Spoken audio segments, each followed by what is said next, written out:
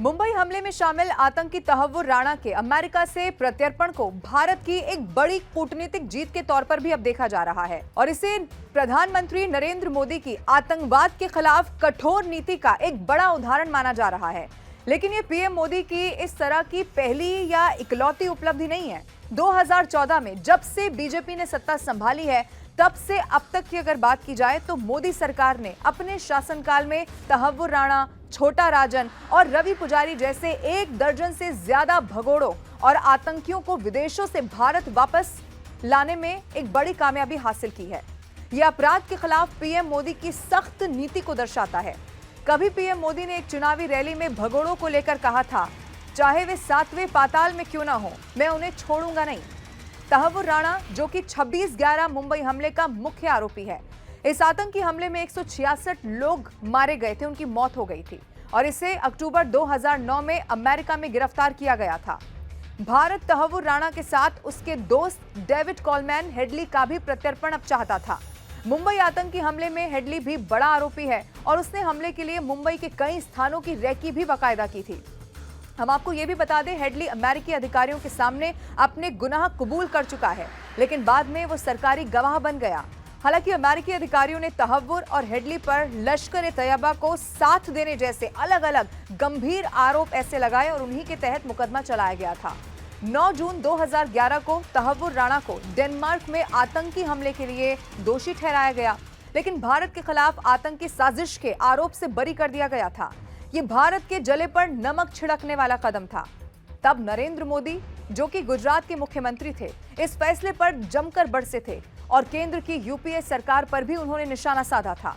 उन्होंने कहा था कि अमेरिका ने भारत की संप्रभुता का अपमान किया है। इसके साथ ही गुजरात के तत्कालीन मुख्यमंत्री नरेंद्र मोदी ने इसे कांग्रेस सरकार की विदेश नीति के लिए एक बड़ा झटका भी बताया था। अब उस घटना के करीब 14 साल बाद, यानी कि 10 अप्रैल 2025 को जब तहव्वुर राणा को भारत प्रत्यर्पित किया गया, तब वही नरेंद्र मोदी भारत के प्रधानमंत्री हैं। दरअसल प्रधानमंत्री बनने के बाद नरेंद्र मोदी अपने पुराने वादे को पूरा करने के मिशन पर लगे हुए थे। 2014 से अब तक की अगर बात की जाए तो मोदी सरकार ने विदेशों से 1 दर्जन से भी ज्यादा भगोड़े और आतंकियों को प्रत्यर्पण के जरिए भारत लाने में सफलता हासिल की है। जगतार सिंह तारा, पंजाब के पूर्व मुख्यमंत्री, बेअंत सिंह की हत्या के लिए दोषी ठहराया गया। जगतार सिंह तारा को जनवरी 2015 में थाईलैंड से प्रत्यर्पित किया गया था। ये फहरिस्त बहुत लंबी है और इसी में कुछ और नाम भी शामिल हैं। छोटा राजन उर्फ राजेंद्र सदा शिव निकालजे एक कुख्यात अपराधी था, जिसके खिलाफ हत्या और उगाही के कई सारे मामले दर्ज थे। वो दाऊद इब्राहिम के गैंग में शामिल था। उसे 2015 में इंडोनेशिया के बाली में गिरफ्तार किया गया और फिर भारत उसे लाया गया। इसके अलावा उल्फा का महासचिव अनूप चेतिया हत्या, अपहरण और उगाही जैसे कई गंभीर संगीन अपराधों में शामिल था और उस पर भारत के खिलाफ युद्ध छेड़ने का भी आरोप था। चेतिया को नवंबर 2015 में बांग्लादेश से प्रत्यर्पित किया गया था।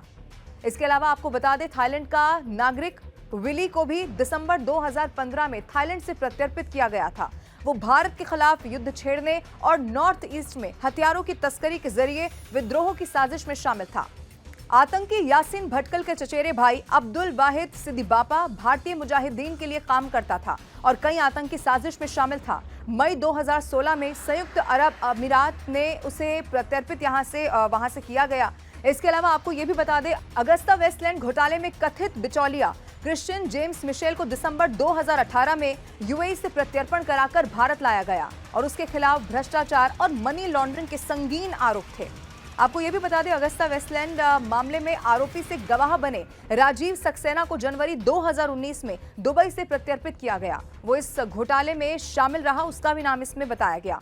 इसके अलावा आपको यह भी बता दें, ये जो लिस्ट है वो बड़ी लंबी है। कॉर्पोरेट लाबिस दीपक तलवार पर अवैध विदेशी फंडिंग का आरोप था और उसे जनवरी 2019 में यूएई से प्रत्यर्पित किया गया। इसके अलावा क्रिकेट के सट्टेबाजी और मैच फिक्सिंग के आरोपी संजीव चावला को 2020 में लंदन से प्रत्यर्पित किया गया। ब्रिटेन के साथ संधि के बाद ये पहला सफल प्रत्यर्पण माना गया। इसके अलावा मुंबई के गैंगस्टर रवि पुजारी को फरवरी 2020 में सेनेगल से प्रत्यर्पित किया गया और उस पर कई राजनेताओं को धमकी देने और उगाही के आरोप थे। 1993 के मुंबई बम धमाकों में शामिल ताहिर मर्चेंट को अप्रैल 2022 में यूएई से प्रत्यर्पित किया गया। वो दाऊद का बेहद करीबी सहयोगी था।